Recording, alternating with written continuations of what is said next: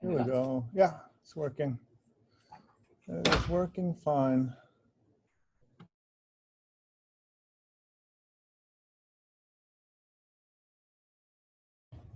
Yes. So, hi everybody. We're about to begin. We're just doing a final, technical issue. So great to see so many people here. Can you hear me? Can you put it on chat, for example, if you can hear me, or maybe Tanya and Laura can nod if they can hear me. You can hear me? Very good. Is it loud enough? Because I think I'm using the external mic. Is it loud enough? Yeah, it is. Okay, well, very good. Wait, is that going through the external mic? No, it's going through this external. Can you hear Hunter? Yeah, can you hear me when I speak? Yeah? Okay, Yes, very good. All right, so welcome everybody to this impromptu webinar on doing a PhD in marketing at Aalto University. I'm so glad to see that there are so many of our international friends. The word has gotten out, so I'm very pleased about that. So without further ado, let's get to it. So what I'm going to talk about today first is the degree structure at Aalto, and here I'm going to recruit a little help from Alexei, another assistant professor from our department.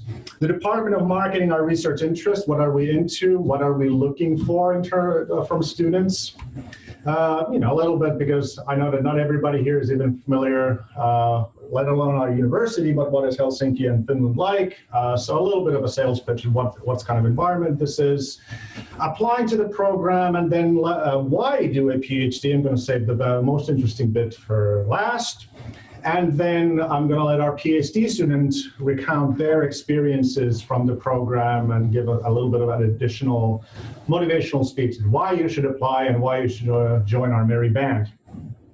And then, of course, we have time for Q&A. But hold on, Hunter, are you logged in? Uh-huh. Let me make you if you can also, let me put the chat up here. Good, I see people's names there we go. Sorry. To begin with, because this presentation will feature a lot of stories from people who have done or are currently doing their PhD. So I'll start with myself. My journey to the PhD program, because I did my PhD at Aalto as well. So I was your traditional, I came to the business school and I was dead set on going into advertising. I was like monomaniacally set that I wanted to go to advertising. And I did. I did my, I did my bachelor, I did my master's, and then I went to advertising. Advertising was not as hot that I thought it would be. As an industry, it is overglorified. I mean, I really like the company I worked at. I had great colleagues, but as work, it is very repetitive, very routine-based, and not as creative as I thought. So I started to really, reminisce fondly about my master's thesis, because I did not expect to like doing a master's thesis as much as I did. And I had a great supervisor, Johanna Moisander, who was also like a CCT professor. And she encouraged me to, if you're ever interested in doing a PhD, let me know. And when I got back to her a year after working in advertising, it's like, I'm actually interested. And she immediately invited me over. And she gave me a ton of freedom, let me do whatever I wanted, basically. And as long as I'm interested, do whatever you want. And I did my dissertation on electronic music consumption, especially the online community bits. And on the top left, you see my dissertation cover. So that's my story, that I was kind of really into creativity as a professional choice, but I was disenchanted what happened in my professional career, and I ended up doing a PhD, and I loved it, and I've been doing it ever since.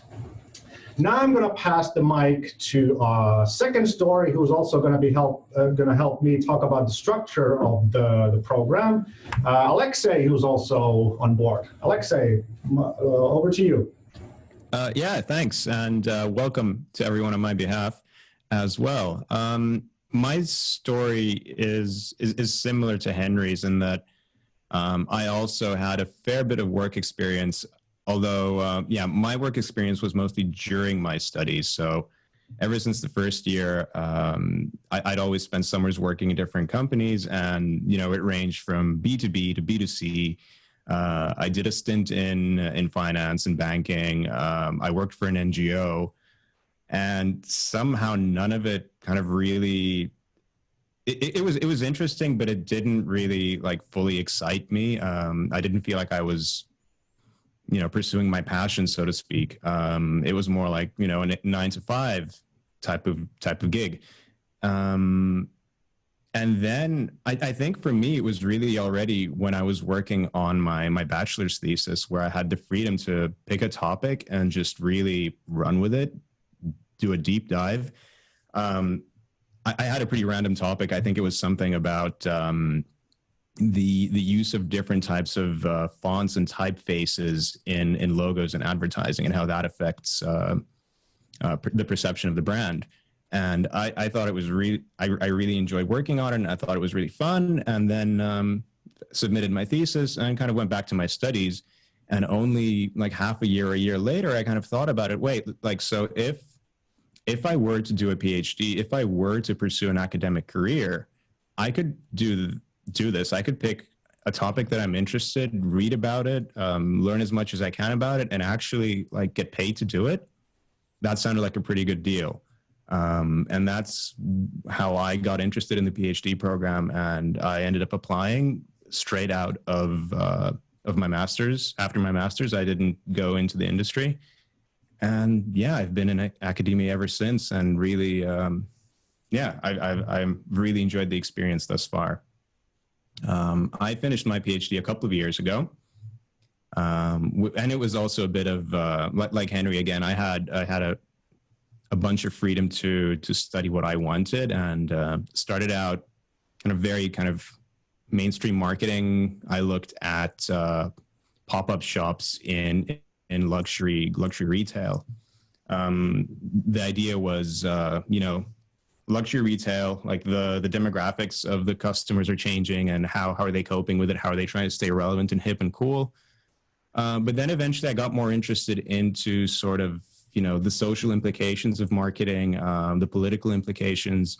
And I started looking at, alcohol policy in Finland, and how, Finland has struggled with, the change in EU regulations, and how that has affected both the consumption and the marketing of alcohol, and also like how the craft beer movement is changing the way people consume alcohol and drink beer.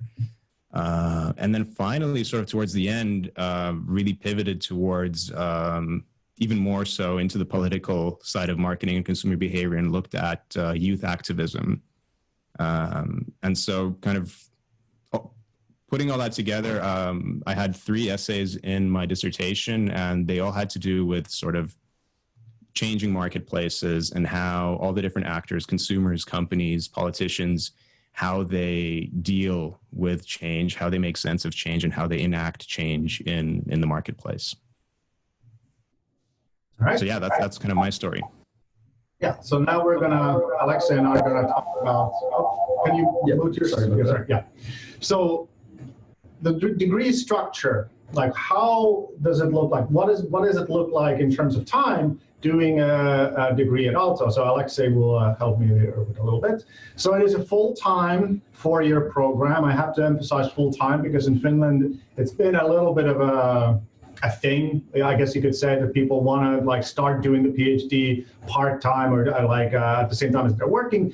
Not really doable anymore. Now you really have to commit and become a full-time PhD student, and like a full-time faculty member here at our department.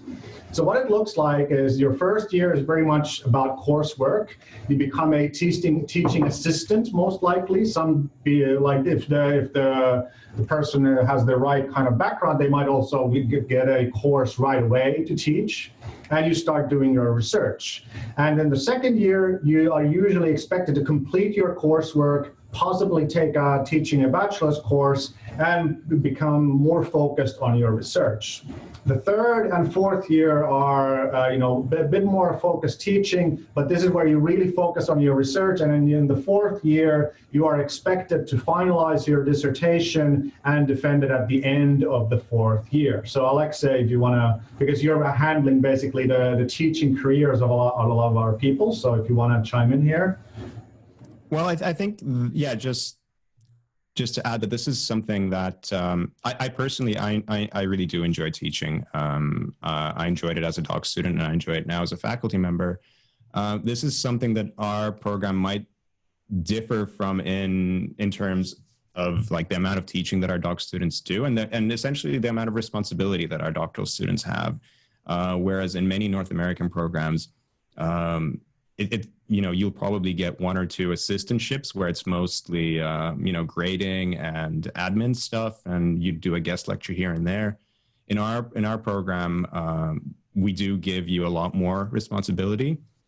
In terms of workload, it's still managed. You wouldn't get more than one course per year at most as part of your contractual responsibility.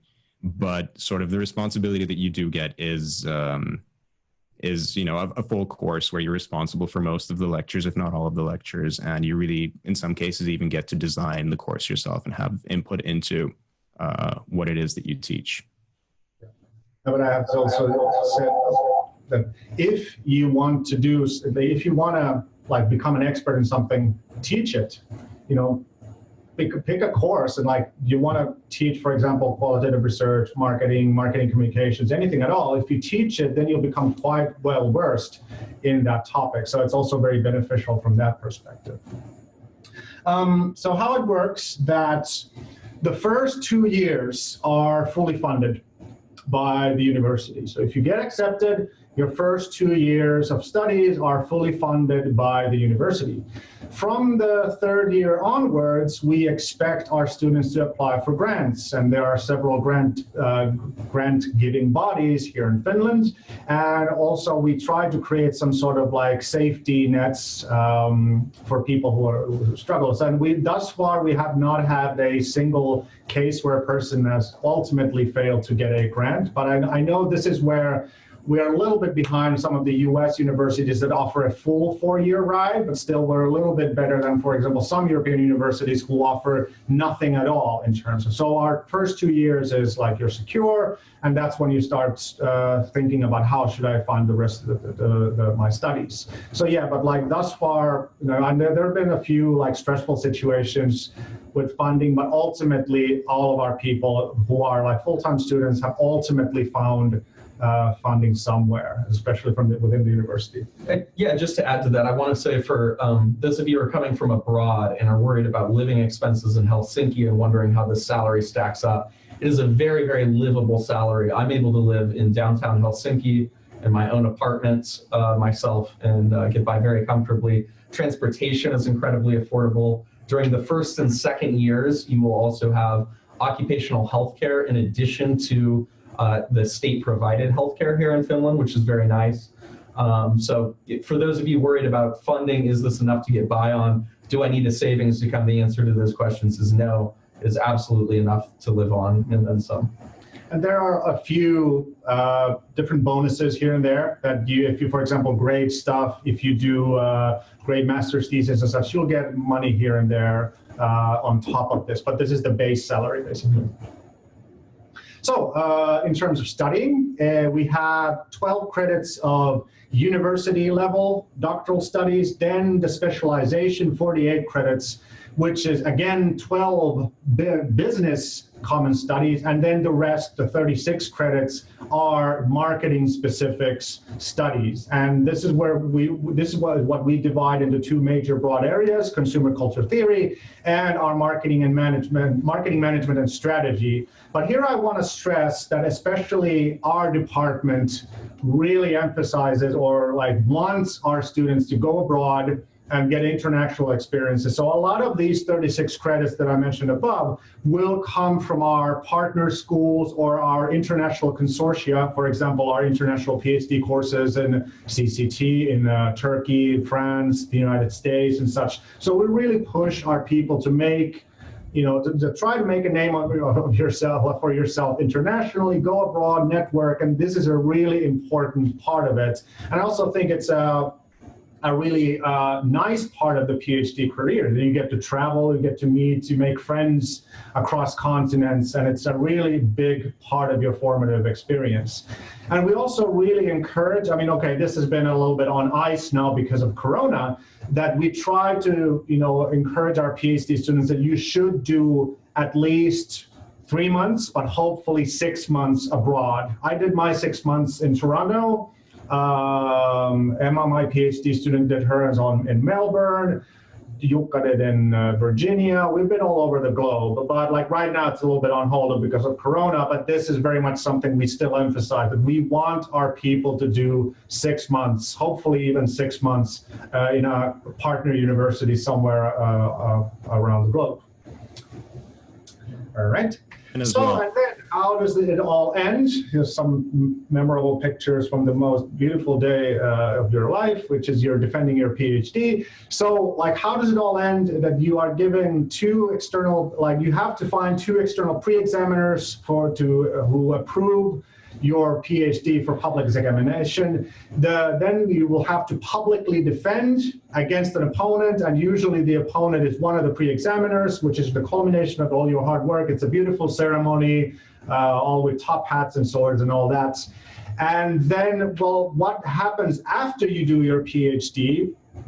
Primarily, Aalto aims at producing PhDs for the so-called academic job market. That Aalto's goal is to encourage people to find jobs as assistant professors in equally good, or if not better, universities than Aalto. So the top European business schools, or some of the top business schools in North America, Australia, and all these places. So that is the primary aim, but also some people have found and launched successful careers in business, and they usually become, I don't know what the good English word, but like leading, like they become knowledge workers, like researchers, developmental managers and such, because like the PhD gives you such a sharp toolkit in critical analysis and this kind of stuff. So we have a lot of those who have, instead of going to academia, they have gone into business. So who are we? This is our department. Well, we're not ethnically very diverse, but like in terms of nationalities, we have Germans, we have a couple of Germans, well, one half German, one real German, a couple of Americans, an Indian, a Belarusian, a Swede, and the rest are, I think, Finns, unless I missed somebody. Yeah, I think that's it. So that's everybody in terms of who is here, but like, what do we do? Well, one of our big theoretical areas of expertise is consumer culture theory. I mean, of course, you have to acknowledge Eric Arnault, who's on the top here next to me. He's one of the founding figures of consumer culture theory, and we're very lucky to have them. But at least to some of these people, like claim CCT as a primary expertise or even a secondary expertise. So we're very well prepared to give a supporting environment for those wanting to do a consumer culture theory dissertation. We have also a healthy representation of consumer psychology at different levels. Service research is another area where we are very well represented. For example, Sanna-Petra Asikainen at the very top in the middle, Thomas Falk, and then like all the PhD students here. Retailing, our department head Aalto Lindblom and Lasse Mitronen, and Pekka Mattila, and of course Eric himself. Strategy is another area where our faculty has made a lot of very important publications and such and such. And then, I guess to a lesser degree, branding and marketing communications. But not really, this is kind of like a secondary expertise for us, I would say. But yeah, we are, like, I guess it has to be said, we are a publication powerhouse. And at least in the Nordics, we are, this is like, this is a couple of years old, but I still, like, the ranking hasn't changed at all. We are the #1 Nordic marketing department in terms of, we're #1 in terms of, quality publications. So this is something, I guess has to be said and not to be shy about, because we're trying to recruit students. So you are coming to a very ambitious academic environment, and also an environment where we can support your ambitious aims. And we have published in some of the leading journals in our field, for example, Journal of Consumer Research, Journal of Service Research, Journal of Marketing Period, all these things. So if you recognize these, know that you will find our publications here. And where have our graduates gone? Well, here is just kind of like the list of people that have come and gone from our department and have found and launched their international careers abroad. We have several. I mean, I initially went to Bentley University. I'm kind of like a return hire. Same thing with. Actually, no, he's no longer with us. But anyway, so a lot of our graduates have found employment in some of the leading universities in Europe, Northern Europe, and even like outside of Europe, like St. Petersburg and Bentley University. But yeah, so very briefly, so for those of you who don't know Helsinki, the Finns, of course, know what a magical wonderland we are living in. But anyway, so Aalto is 60 minutes by metro from downtown Helsinki. And so it's very close, very accessible. It's on the waterfront and it's in a beautiful area. We are next to a natural reservoir, our campus, I mean. It's to the north from our campus. But Helsinki, itself is the big draw. Like Helsinki is a very livable city, very convenient, very easy to get around, very safe. There's a lot of cultural attractions, a lot of things to do. And if you're a young person coming into a lively city like this, I'm assuming should be a big draw rather than going to a campus city somewhere in the US where all of your other, like any social life you'll have will be other PhD students. But like Helsinki is a bubbling cultural city. So yeah, I think that is a draw, and like you should feel, comfortable making the leap to a foreign city. Like you could do a lot worse than coming to Helsinki, I guess. So how do you apply to the program? There are certain prerequisites that you need to cover. You absolutely must have a GMAT or GRE test done. They organize these all the time, so you just need to find like a local chapter or local institution that offers a GMAT or a GRE. I personally don't like this because I think this is a kind of a bureaucratic formality that we should get rid of, but like I understand for accreditation purposes, we need to ask for that. We also ask for a CV, a statement of purpose, which is kind of the same as some sort of research plan that you show that you're somewhat interested and you have a little bit of a sense of what you're getting into. 2 recommendation letters and 1 academic work. It can be your thesis or it can be something else. If you haven't completed your master's thesis, don't worry. You have to have your master's coursework completed by next August 21, and you have to have your thesis completed by November 21. So we do take people in even before they have defended their, done their thesis. And the application period starts November 5th and lasts until January 15th. But this is a strict deadline, January 15th. We do not accept anything coming after this. Henry, I'm going to chime in for a second. So with regards to the GMAT, it is sufficient that you take the exam before the 15th. You do not need to have your results by the 15th.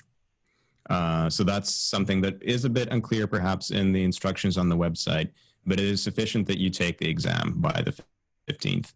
And with the letters of the recommendation, that can be, your hopefully primarily, I guess, from your university. So whether it's the professor that supervised your thesis or somebody else that you've done some work for or taken a class.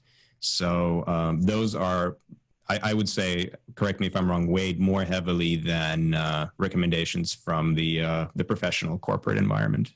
Yeah, because this is an academic program and we do value people who are able to produce that kind of knowledge. But anyway, the studies themselves start September 21st.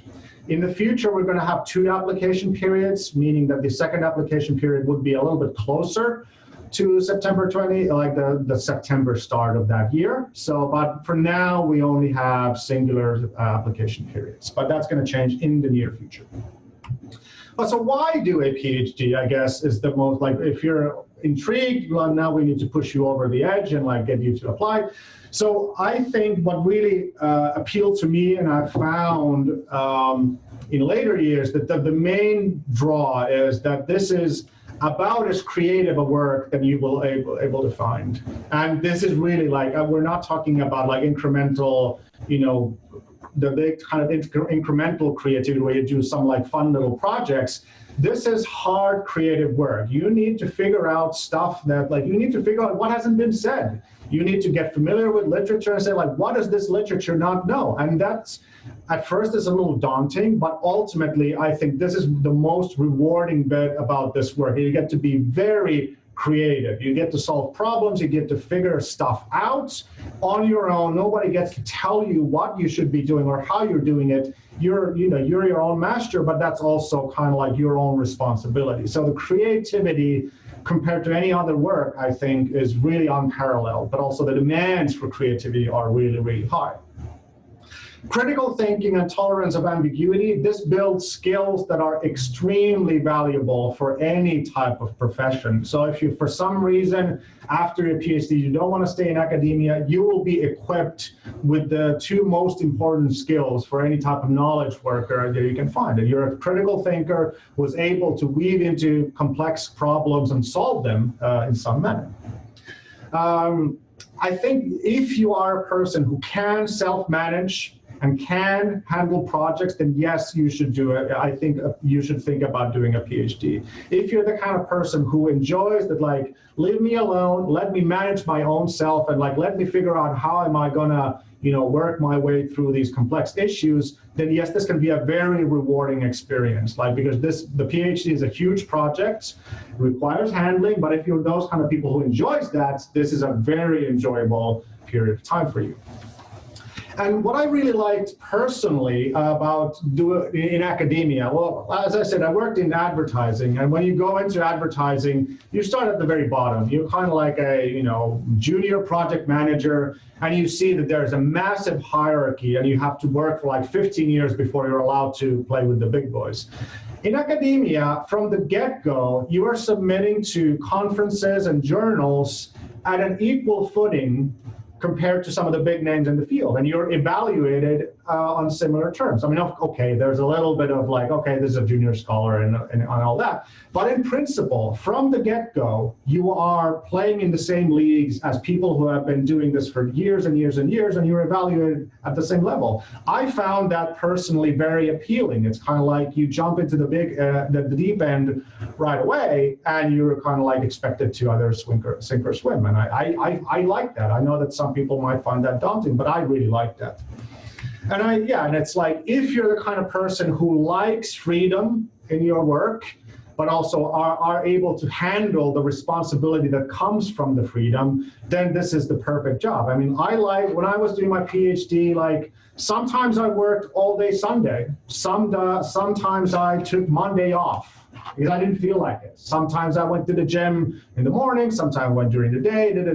My days were really unpredictable because I liked that. But I also knew that, like, because I'm being trusted, nobody's looking after me, I have to self-manage. I knew that that comes with a certain bit of responsibility, that I have to honor this freedom that has been given to me. So if you find that appealing, but also if you know that you can handle this, consider doing a PhD.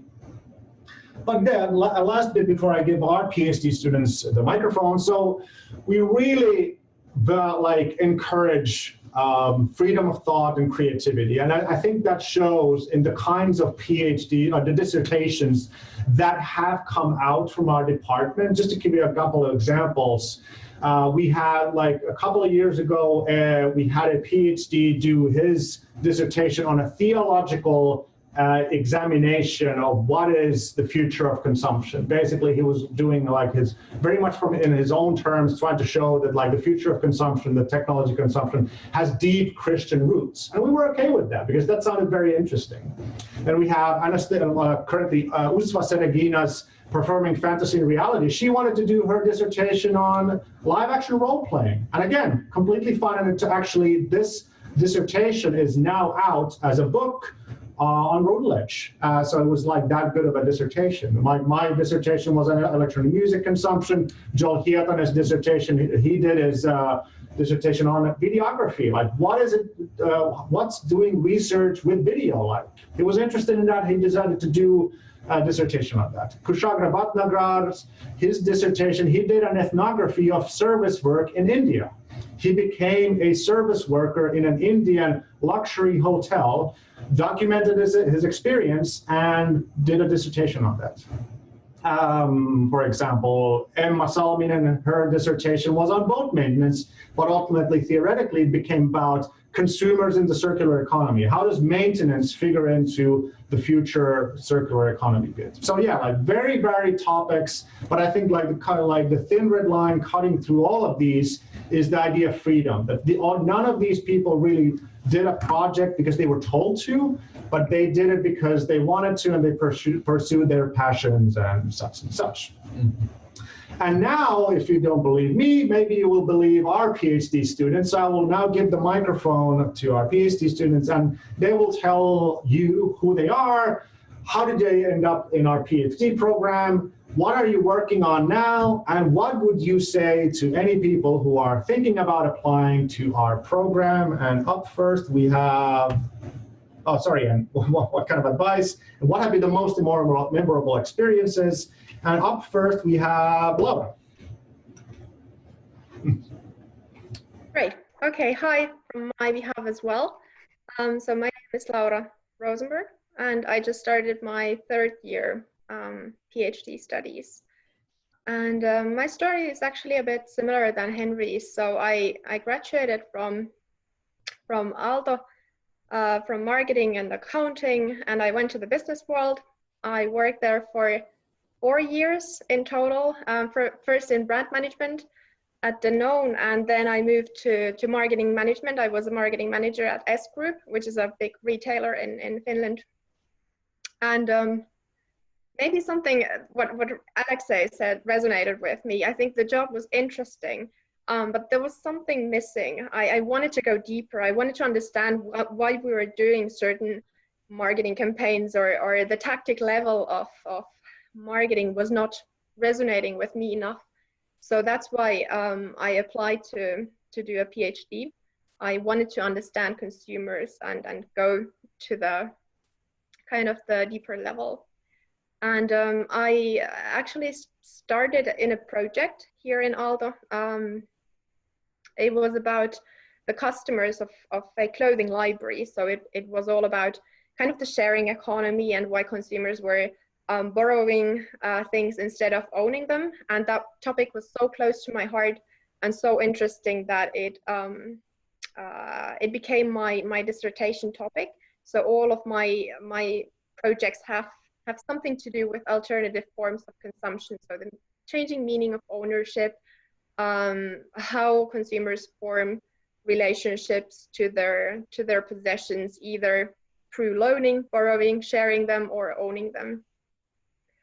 And what were the questions still? Memorable experiences and advice. Yeah, so I think the greatest experiences here have been basically the freedom, as Henry said in the previous slides, to do what you're truly interested and passionate about.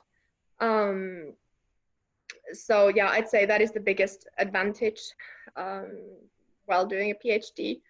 And I personally have loved also to teach. It's great that we get so much responsibility in actually designing your own course, and you have a lot of freedom to do and teach the way you choose to do it. So I'd say that's a great opportunity in Aalto. And an advice for you, if you're thinking to apply, maybe just stay open and be willing to also change your initial ideas. Don't be too strict about deciding in advance too much, because I think this whole PhD is a journey, and it's kind of a flow and river that will lead to different paths, and it's all about being open and taking the opportunity when it's there. So yeah, that was about me, and yeah. All right, thank you. Up next, we have Hunter, who's sitting next to me right here. Hello, everyone. My name is Hunter. I am the American Doc student in residence here at the department. I'm about to start my third year. I guess just did start my third year in my PhD. And I sort of do consumer culture theory and critical marketing research. I consider myself a sociologist of consumption. You know, I ask myself all the time, how did I end up in Finland? Because it's kind of a roundabout story.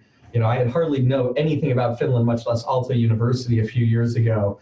I was doing my undergraduate degree at the University of Texas at Austin. I, was gearing up for graduation, on the job market, doing all of these different interviews. Ultimately got a really good job offer, and I started talking to people that were working at the firm in the same position and hearing about their 100, 120-hour work weeks, this demanding travel schedule, all the different sacrifices they're making. And I kind of had this moment of, what the heck am I doing out here? I'm someone that very much values intellectual freedom, curiosity above all else, and it didn't seem like going into consulting was going to do that for me. So I made a radical pivot, ended up going to Royal Holloway University of London for my master's degree, where I studied consumption, culture, and marketing. It was there where I sort of got linked up, started networking around in the larger community of consumer researchers, got in touch with folks here, Joel Hjatinen, who Henry discussed earlier, who's now at Helsinki University. I got in touch with Henrique here, Eric Arnold. And ultimately, my decision to come to Finland was based on research alignment. So here, the faculty is very, very top-notch when it comes to consumer culture theory in the anthropology and sociology of consumption. And for me, that was the most important thing, was to find a good supervising fit. So I ended up coming here. So in terms of what I work on, so I already mentioned I do mainly consumer culture theory research. Within that, I specialize in studying the politics of consumption and the consumption of politics. So I have a whole range of different papers. I have one that's building off of my master's thesis, which is on doomsday preppers and how consumers' risk perceptions are mediated by political ideology and fantasy.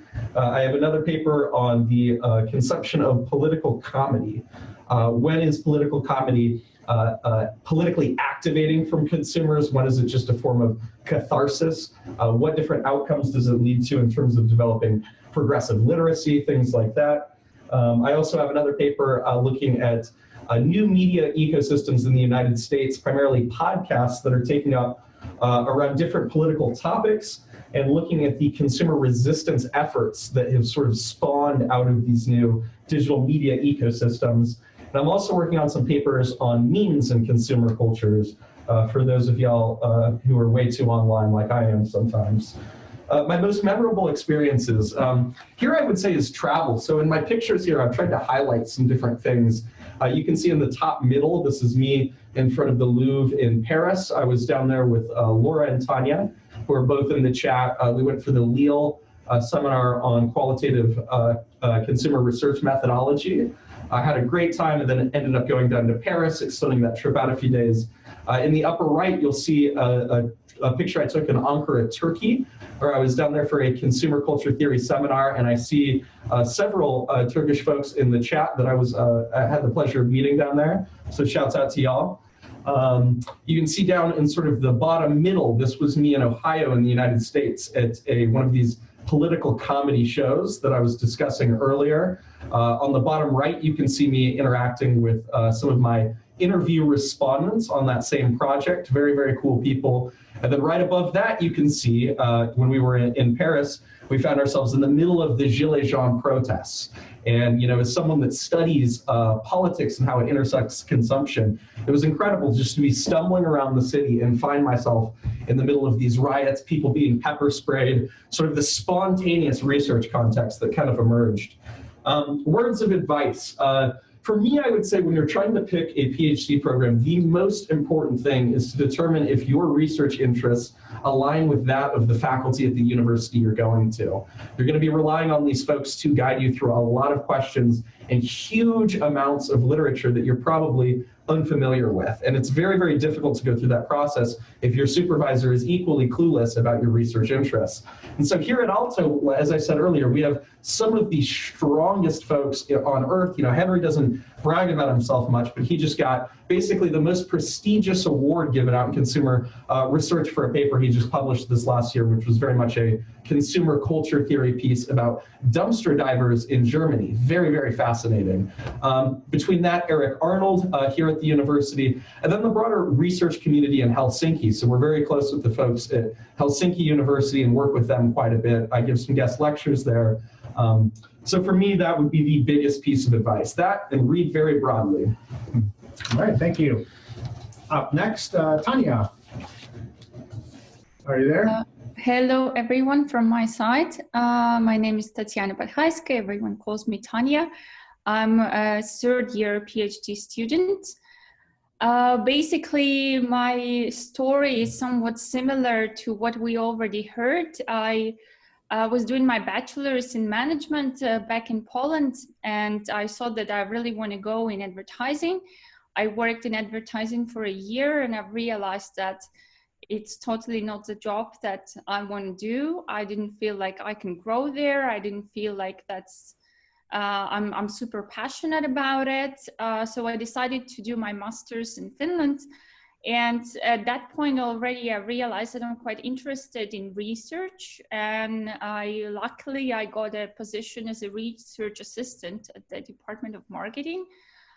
So I spent a couple years working on different research projects, and I actually had an opportunity to figure out what are my research interests. So going into PhD was a very natural, very straightforward path for me.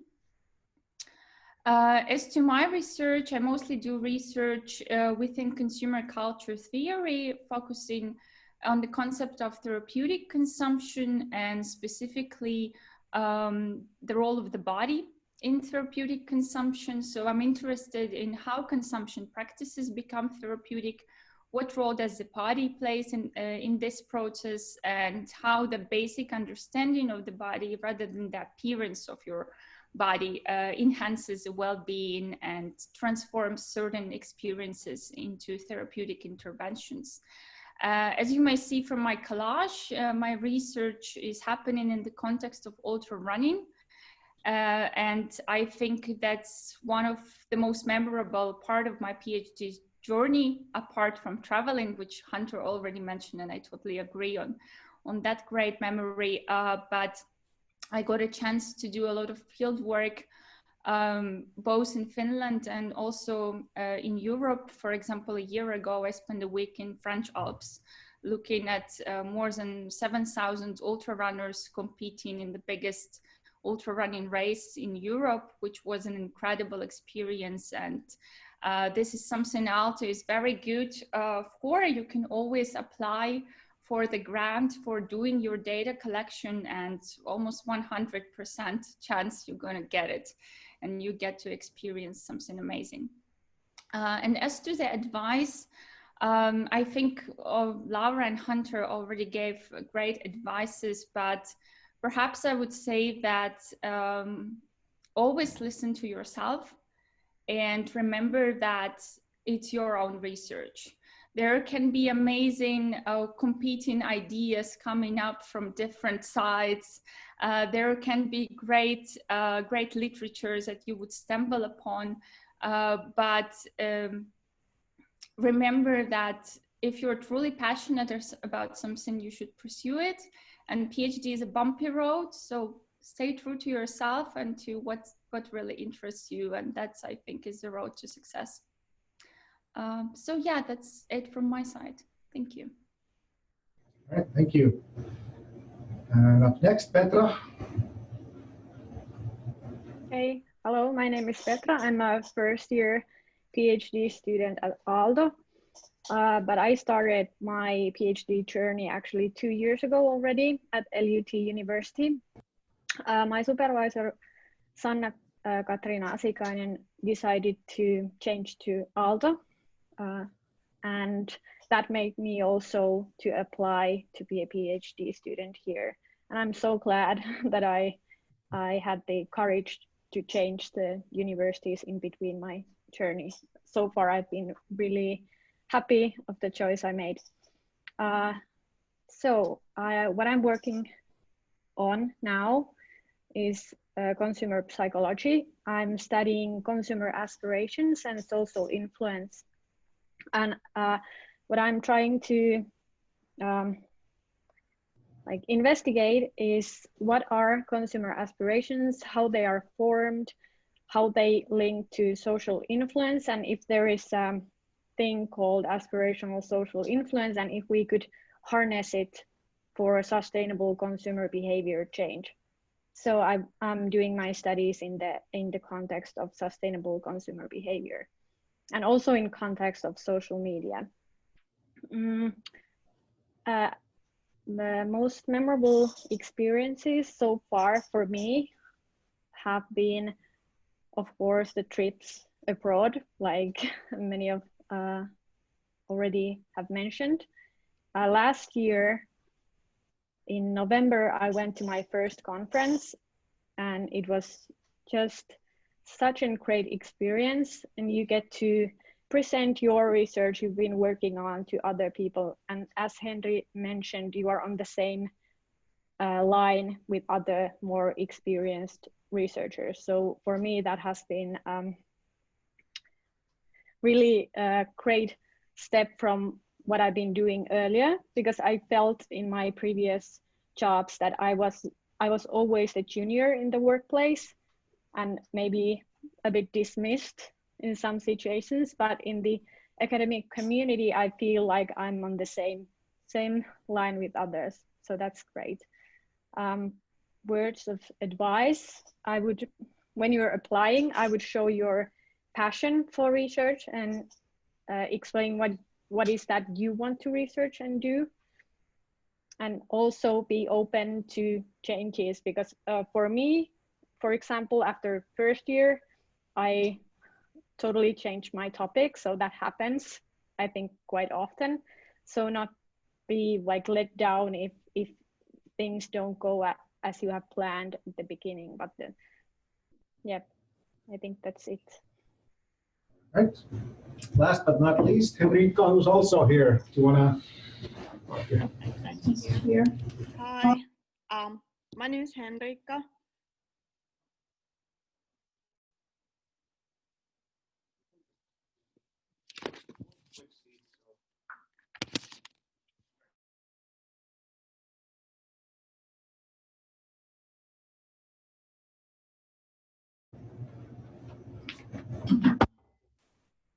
So hi, my name is Henrique, and I am second year PhD student.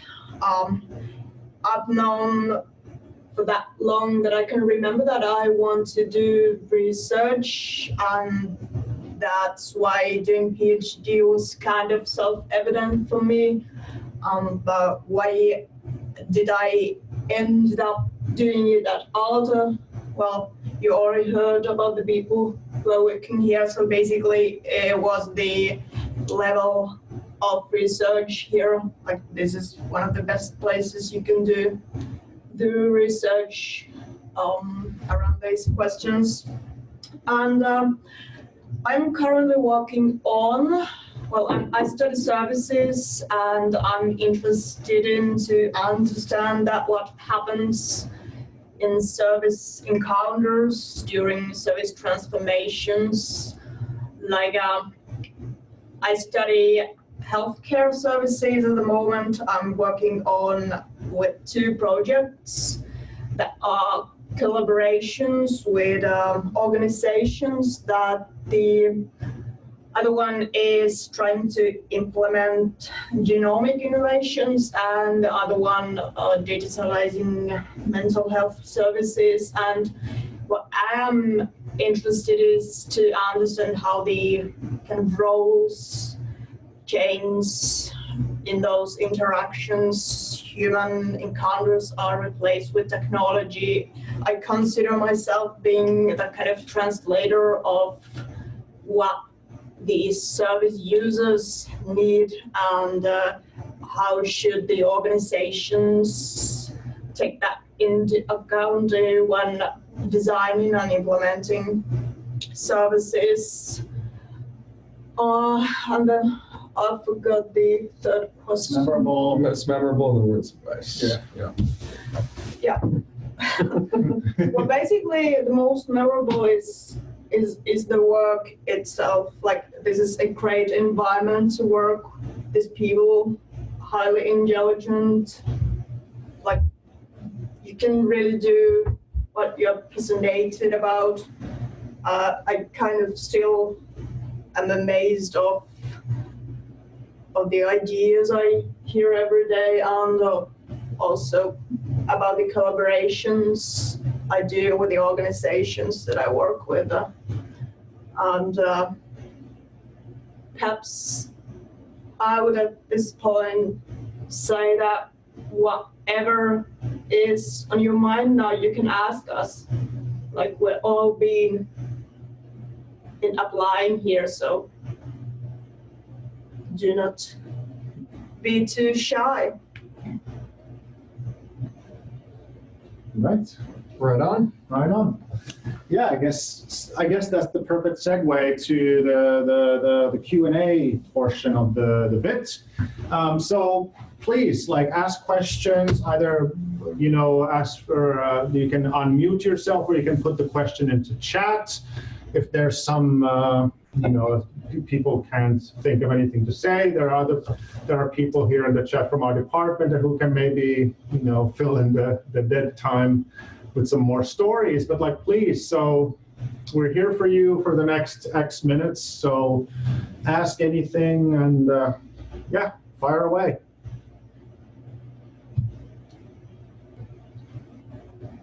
All right, Kushagra, you're all on. Kushagra from our department. You want to say something? Yes, Hank. I want to say a couple of things. So most of you guys have covered a lot of things. Two things I want to highlight here. One is the capacity to do interdisciplinary research here in Aalto is almost unparalleled. I think we share very close collaboration with, for instance, people in the management department, people outside the school, for instance, in the art school. Hunter is a living, breathing example of collaboration across universities. He's like a sort of mixed child of Helsinki University and Aalto University right now, and I think that kind of sort of literally explodes your horizons tremendously. And I don't know, I missed the first 10 minutes, Hank. I don't know if you talked about for instance, the ability that we have of doing T-model research where we have collaborations with, even the journals that we sort of publish in, for instance, are not always restricted to the consumer research or marketing journals, and that can only mean a good thing for you guys, for anybody who's looking to apply. I mean, I remember the initial conversations that we were having as a department when we sort of started on this whole T-model or interdisciplinary approach.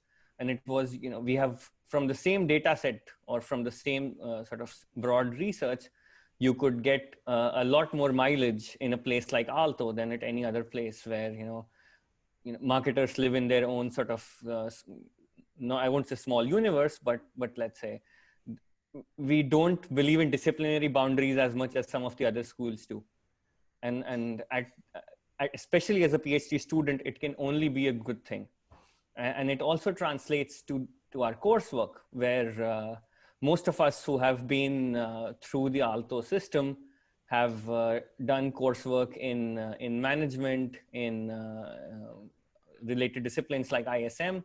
So even the courses that we have taken are not restricted to marketing. And the second thing I want to, again, push a little bit more, Henry did refer to that a couple of times, but I still want to reinforce that, is Henry's first paper was supposedly a junior scholar paper, where both people on the paper were quote unquote junior scholars. And I think that's a tremendous advantage of starting a PhD in a place like Aalto, which gives you a lot of intellectual autonomy. You know, we don't have people who want weekly status meetings on how many papers did you read on this day, and how many Excel sheets have you filled with your data in this particular week. And it's a great way to learn on the job. And again, like Hank used the sink or swim metaphor, and I think I would even push that a little bit and say we really give you the right kind of depth of the pool to make sure that you swim and don't really sink too much. And Hank's a sort of living example of that, where, you know, people around him gave him the confidence and gave him sort of the tools, and nobody ever came to him. And I have sort of the same example, you know, a slightly similar story, where my first paper is also quote unquote with a junior scholar, and funnily enough with the same junior scholar, or no, not the same, but yeah, where people don't necessarily say, hey, you know, young inexperienced PhD student, what are you doing writing on your own? And again, I won't diss other departments or other programs, but I would just say that this kind of hands-off and yet sort of empowering supervision or support you won't get at a lot of places. And we have just the right, at this point in time, we have just the right mix of hands-off and yet support from the faculty, as well as the larger university and academic ecosystem. Yeah, I want to kind of, for those of you who don't know, that like in some environments, being a PhD student is only slightly better than being a master's student in terms of hierarchy and like standing.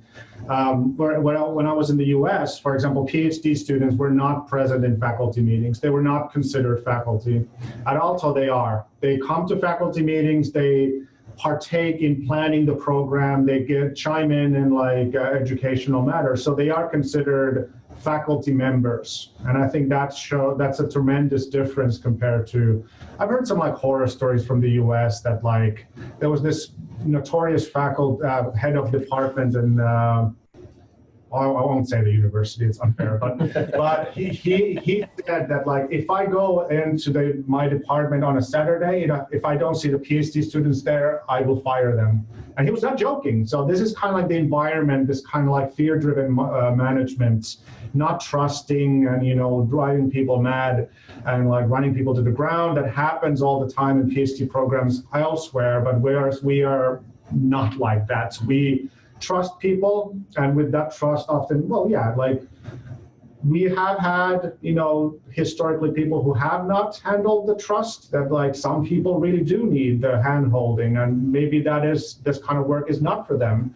But like for those who think that they can manage that kind of responsibility, this is a great environment to work in. Yeah, we do consider PhD students as human beings. Yeah, we see them as human beings. Questions in the chat. Pelingeik asks, is there an ideal GMAT score range that you expect applicants to have? No, not really. I think there's an absolute minimum score that you need to reach, but we're not like, no, only like the top, you know, you have to exceed a really, really high mark to get in. No, that's not at all what it is. And especially in the last few years, we've learned that there's some, let's say, issues with the GMAT and the GRE system, because you can prep yourself to get a high score, and that's not really a guarantee for, you know, you be able to speak English. So so the GMAT and GRE, it's more like a hygiene factor. We have to do it because it is expected of us. The accreditation system demands that we have to ask it.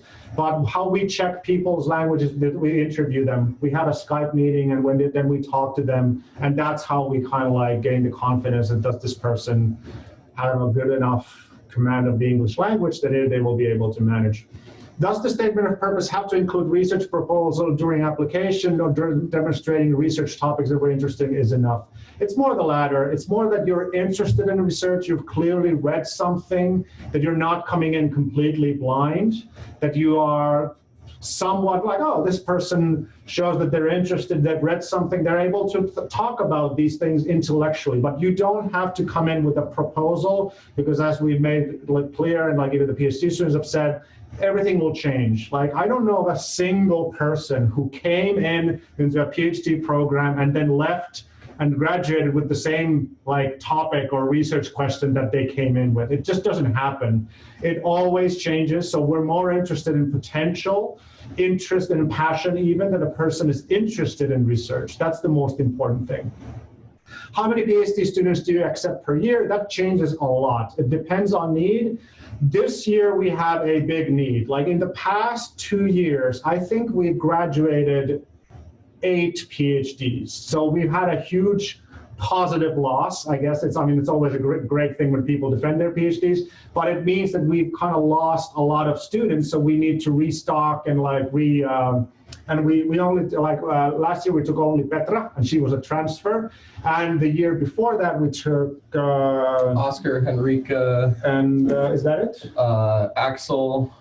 Right, we took 3 or 4. 3 or 4. So I think we're looking at least 2, hopefully more this year. I think we were, what, 5 in mine? It was me, Petri, Laura, Tanya. Yeah, there were 5 the year before, 3 years ago. 4 or 5, something like that, yeah. So we're looking at a minimum of 2. I mean, we have hopes for even more than that, because we really need to increase our PhD student pool. Is funding for the first 2 years given to all PhD students who are accepted? Yes. And like, okay, like after the first year, unless you've completely like disregarded your studies and you've completely ghosted the departments, then you might like not get the second year. But that's, yeah, basically the first 2 years are completely guaranteed.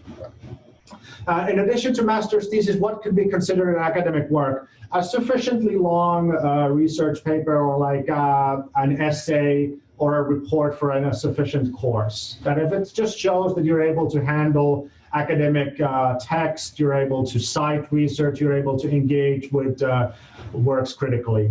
Do you see field experience in these business as useful? Is it an advantage in the academic work to work a bit after MSc, or it's just kind of neutral? It really depends. I mean, for example, if you work in a research firm, then of course it's useful. Then if you have relevant skills, relevant experiences from a certain type of business, like Laura had her career in marketing communications and marketing and brand management, of course that weighed positively. But if you come from a completely like non-related field, then it's a more different thing. But most people who come, they have some sort of marketing background. So of course that always helps. But again, we're more looking at people who are able to do research. So like business skills or business experience that relates to research, that is better. Javi Contreras, thank you everybody. Thanks a lot. Okay, so I guess those were all the questions. To follow up on Pellin's question, should we touch base with possible supervisors before applying and have an idea about with whom we can work with, or is it decided later on? Technically, it is decided later on, but it's never a bad idea to reach out and ask more questions and like maybe pave the road a little bit toward the supervisor relationships, because it always varies year by year, like how full, quote unquote, people's plates are, because we don't want to overload people with supervisory duties. But I mean, at the same time, we have people who have room for more PhD supervision.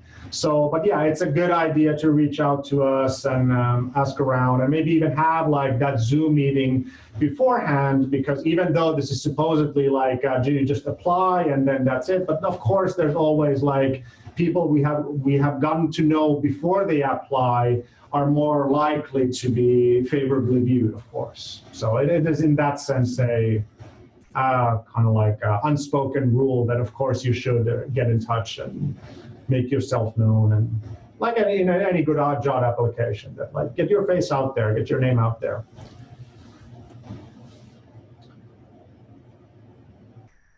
All right. Anything else? Let me see. Oh, Sanna is here. You want to say something from as the deputy head of the department? Or are you deputy? Yeah, Mehmet. Sure. Actually, I just want to say something as a researcher to potential future researchers. So I think the key is your true kind of a passion to solve some questions or to find some answers. And that's the first thing that is needed in order to be a good PhD student and in order to make it in a program.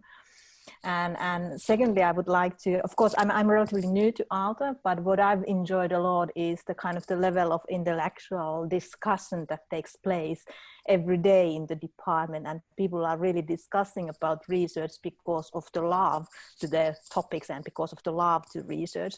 And I think that is really kind of a unique in a sense.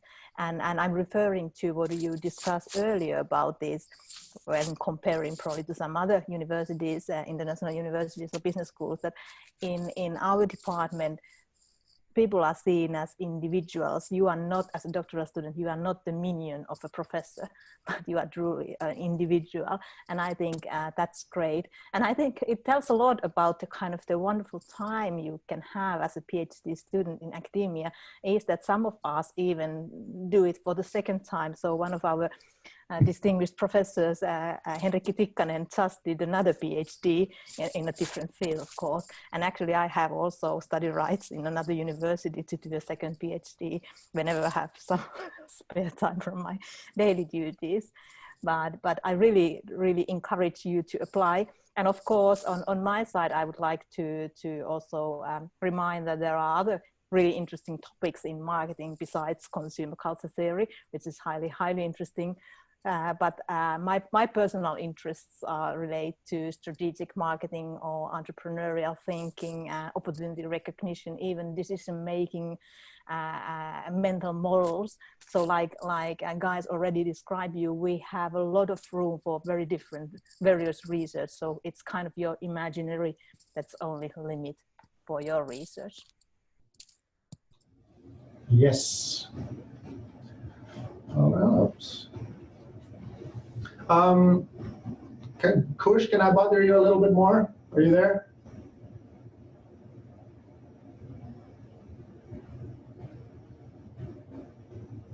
Kushagra? No, he's not there. I was just going to ask him to say something about like the transition to Helsinki, of a very different international environment, but you know.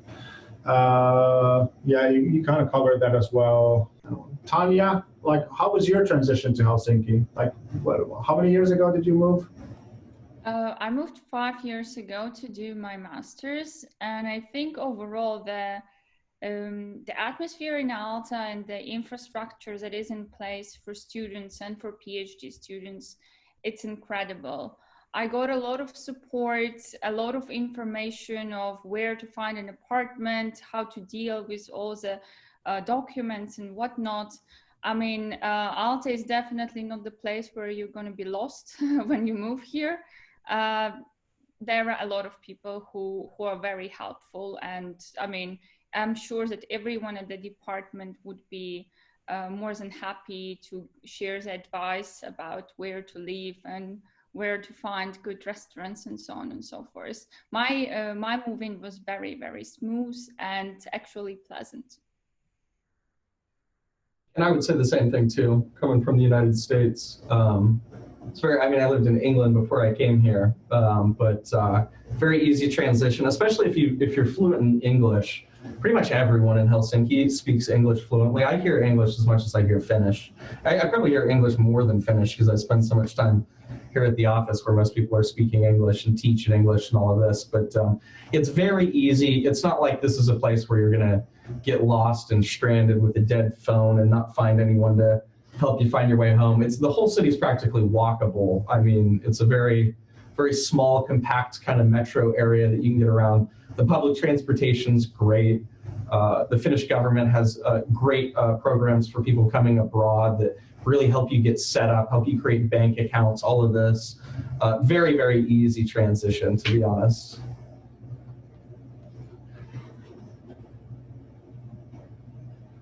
Yeah. I guess if, oh, okay, here we go. question. Is it a negative perception or first impression for the selection committee at Aalto that whether a candidate is currently in a PhD in another department rather than business management or marketing? I would say no. I mean, I guess people do switch based on interest. So I wouldn't say necessarily, but And I think it depends what it is. I mean, there's a lot of things, like if you were trying to do consumer culture theory research and your PhD right now is in anthropology, right, we would be like, oh, that's awesome. That's, you know, very cool and very, very useful. If it's in physics, it's not like it's going to hurt you, but it might not help that much. It may raise questions, but no, it's not a negative perception. I mean, we do understand people do change careers, people do change their minds, of course. But I mean, of course, it's not a completely dismissible issue. We're going to have questions. Okay, so why would you want to switch to our department, for example? I don't think it's a hindrance to applying, of course.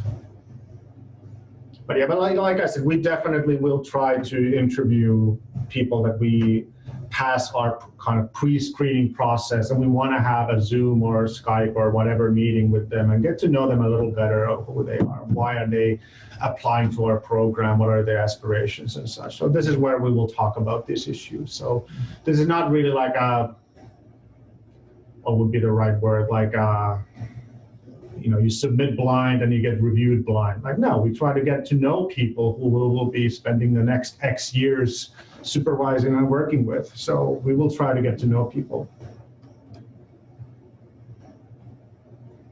there any more questions, or should we call it a day? Please, this is your opportunity. So you can always email me, of course. You can find my email online. And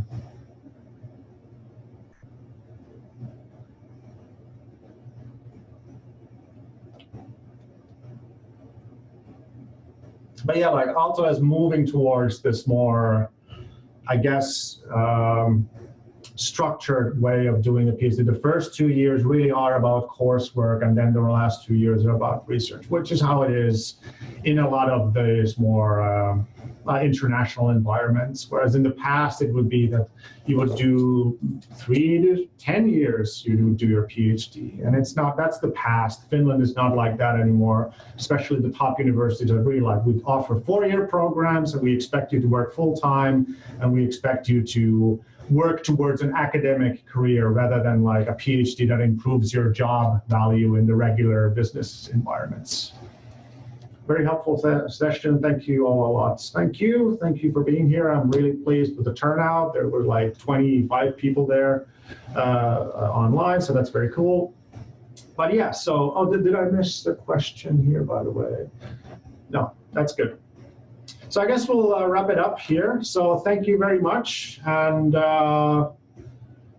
I will try to post this to, like, you know, on Facebook and the CCT group and such. So you can review this at your leisure, or maybe I'll put it into some convenient place in the marketing department's website. So this will be watchable at a later time. But yeah, so thank you very much. And we're looking forward to your applications, and stay in touch. Bye.